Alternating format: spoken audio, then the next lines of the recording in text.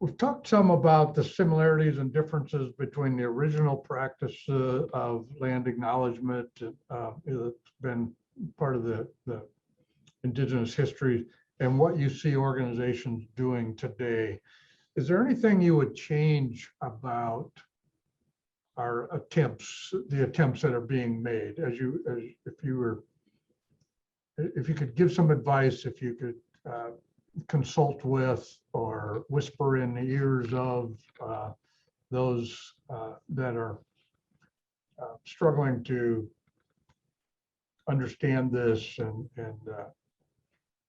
integrate it more into the kind of the common workings of the organization. Is there anything that you would change about approaches that you've seen or approach that you've witnessed in the last few weeks, months, or years? One thing I would like for folks to realize that they don't have to get hung up on the actual, word for word idea of a land acknowledgement. The way I see it, it's more like a prayer. Like, of course, there are certain prayers, like the so-called Lord's Prayer, Our Father, everybody knows how that goes, and it has certain words. And so you don't want to leave any of the words out or add words. But a land acknowledgement for me is much more general. And, it's how the person would say it is more important than the specific words. But having said that, of course, acknowledging history, the people, I think having some language in the land acknowledgement, if as simple as one word, it is important. Yeah, this is another very difficult question. And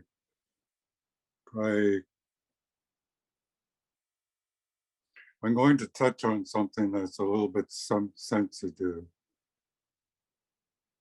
The outside world, they're really watching Southeast Alaska right now. And that with this land acknowledgement, it's creating an opportunity for making peace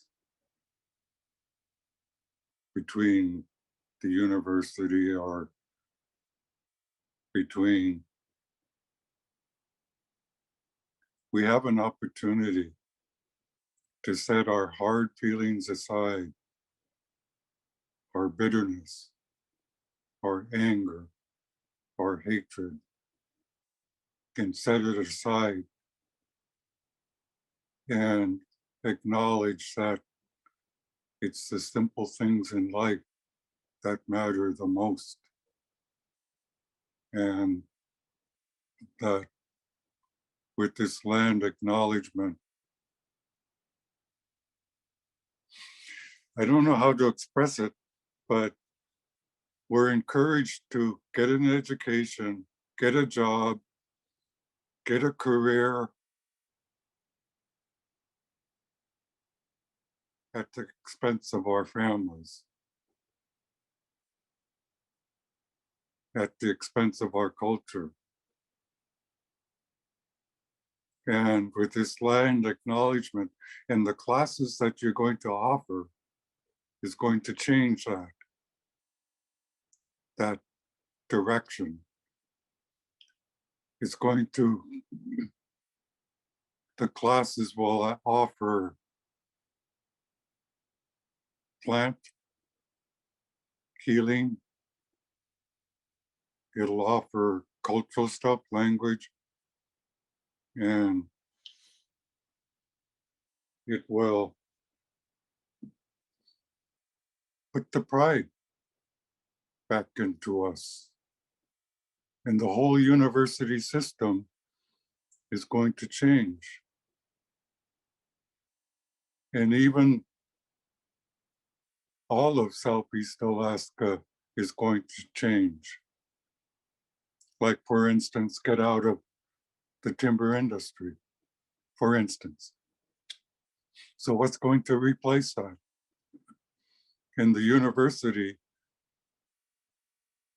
should take note of it and start providing classes that can assist in that change that's going on.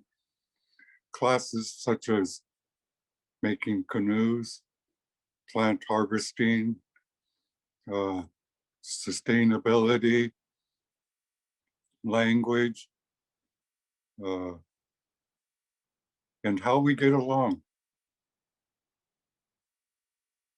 with the white world and make peace with them. And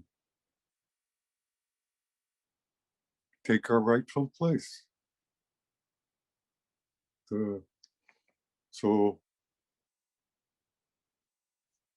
I know that my personal vision is different, but it's all about making peace.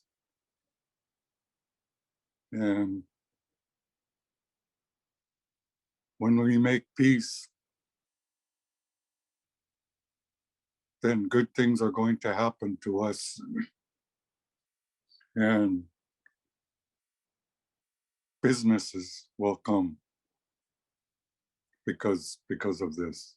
So it's the little things in life that count in our culture that keeps us together. And we have something to offer Southeast Alaska. We are not indigent. So land acknowledgement will bring all of that out. Thank you, Bob. Crystal or Ashlynn? So to answer this question, I think that institutions, they need to ask themselves, why are we doing this? And I think they're probably going to come back with one of two possibilities, or there might be more, but these are the ones that kind of came to mind.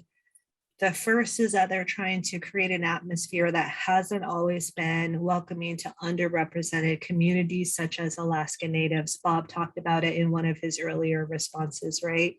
Make people feel more welcome by saying we acknowledge and show gratitude and kind of hold up those folks. Like we talked about, that's a great first step, but more work would need to follow. So that statement alone is not going to remedy or fix the problem. And then I guess the other reason that they might choose to make this part of their practice is that they're trying to mirror a traditional practice that showed and received respect through acknowledgement and gratitude, which is very fair. Like we talked about, we all kind of hold it up as a great thing that happens within our community. And again, if they're attempting to show and receive that respect, I think that this is a great way to do that. It's a great way to basically outstretch that form of respect to a community. And then, okay, so two more thoughts on that. So for those who have instituted a land acknowledgement, I guess I would encourage somebody who's trying to adopt or go that route to talk to those organizations to kind of figure out if they learned anything along the way, or if they would do anything differently, and if it is having the realized impact that they were hoping for. So I guess I would encourage them to start those conversations with other organizations who are willing to kind of lay the groundwork.